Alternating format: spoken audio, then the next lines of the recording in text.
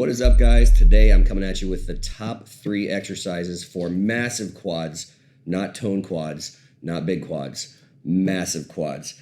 And if you guys are new here, before I get started, take a second, hit that subscribe button, hit that thumbs up button, and tell a reasonable number of your friends, like 1,000 or so.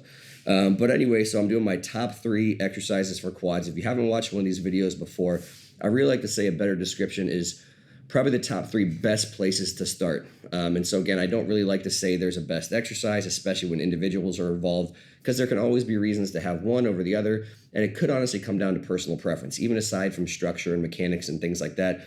If there's an exercise you just like more, as long as it's not ridiculous, you don't say I like bicep curls to get big legs, something that makes no sense, then that really is important. And when I'm training people, I always take that into consideration. So this isn't really to definitively say, oh, this is the best and get in fights with other people about it. This is just to give you 3 great exercises to start. And also I want to clarify that these 3 exercises, I wouldn't do all 3 in the same workout. So this is the notion of if you have one big leg exercise, maybe you're going to prioritize for big quads, I would start with one of these 3.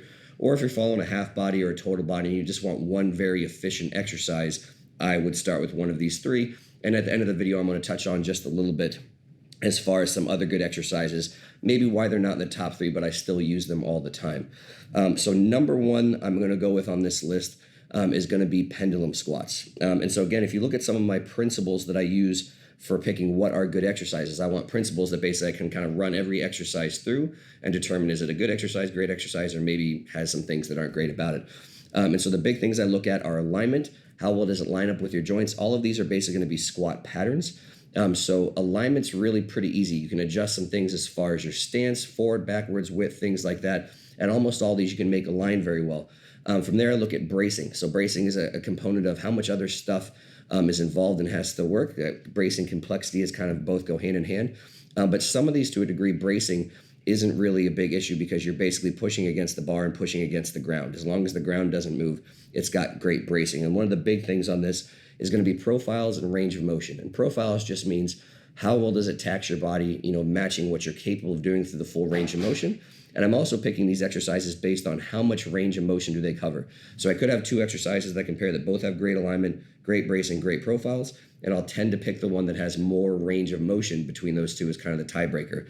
So pendulum squats coming at number 1 for the reason that, again, a good squat pattern, if you're looking at what your knee can do, it's not really loading full knee extension, but it's loading pretty much close to the rest of the contractile range of the quads. So if you go to the bottom, hamstring touching your calf, come all the way to the top, even with a soft knee bend, you're training appropriately near 90% of the quad's full contractile range. So it has a huge range of motion. And pendulum squats have what I call kind of a built-in good profile. So just the way the weight arcs relative to the axis of the machine, it gets heavier as you come to the top. And that's how your body's capable of basically producing force. You're stronger at the top position than the bottom.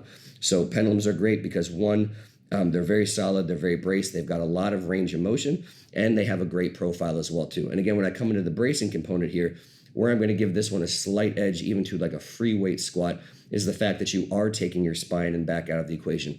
If you know a lot of very strong people, not me, but I know lots of very strong people, when you get to the point where you may have to squat 600 pounds plus, very often it's very hard to get enough tax actually on your legs and not have your spine, your back, and everything else taking just as much, if not more of a beating.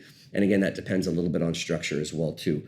And then lastly, the reason that I'm going to give this the number 1 spot over the number 2, partly for profiles, which I'll go into in a second, but also because it's one of the easiest exercises for quads to get to full depth, to get to your hamstring on your calf.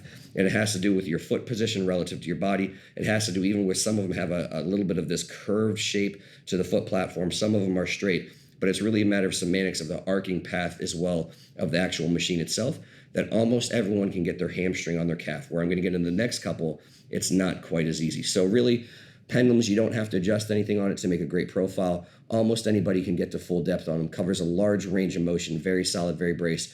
Just one of the absolute best machines to get in and just completely trash your quads. So number 2 on the list is going to be hack squats.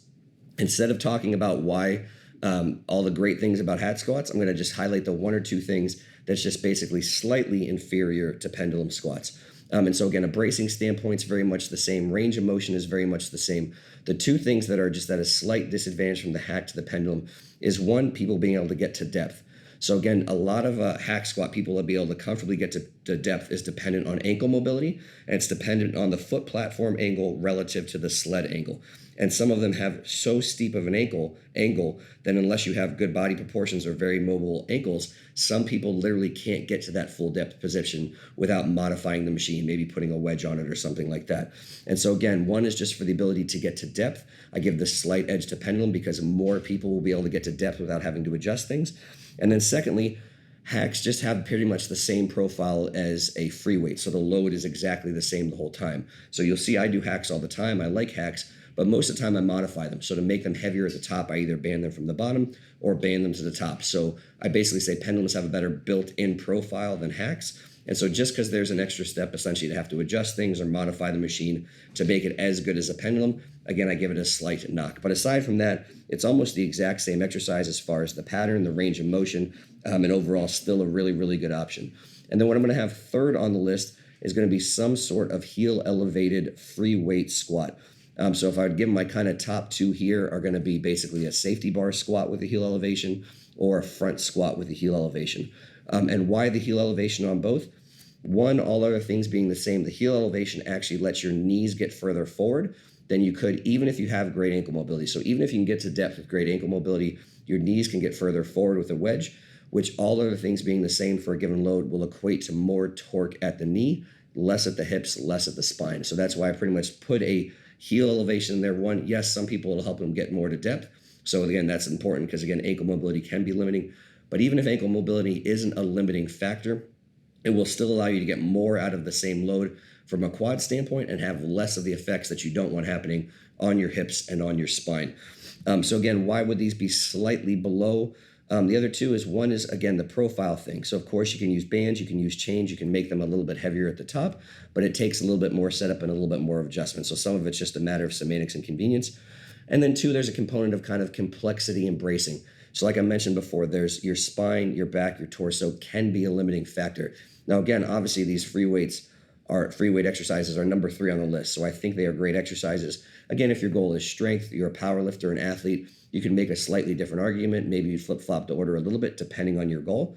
But from a pure muscle building standpoint, if I can take some things out of the equation, in this case, the back or the spine, I'm generally going to be able to get more load and more tax in my lower body, in this case, the quads. And again, those exercises can be good, front squat, safety bar squat without a heel elevation, doing them more hip dominant. But again, this video is called Top 3 Quad Exercises. And again, I obviously give the slight edge of those two to a safety bar squat, a little bit more of a stable exercise as far as holding the bar position.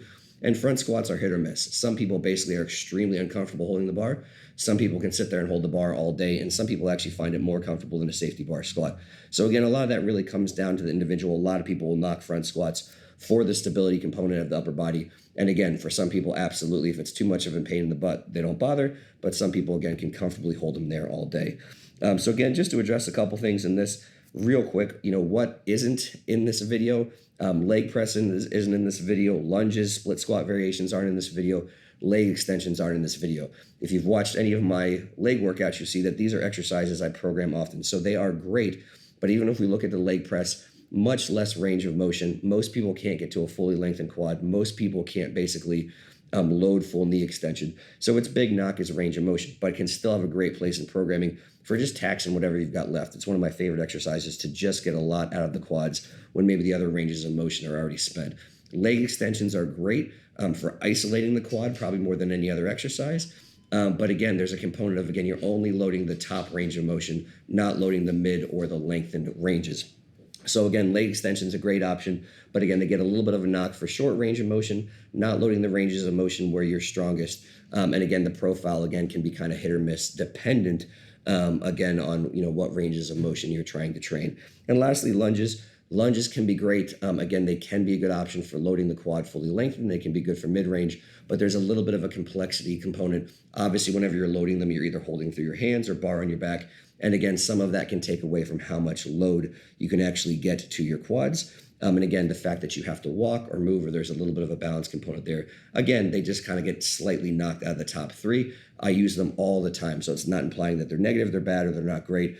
They're just, again, if going by that standard at the beginning of where's a great place to start, if you're going to prioritize an exercise, I would put those top 3 above.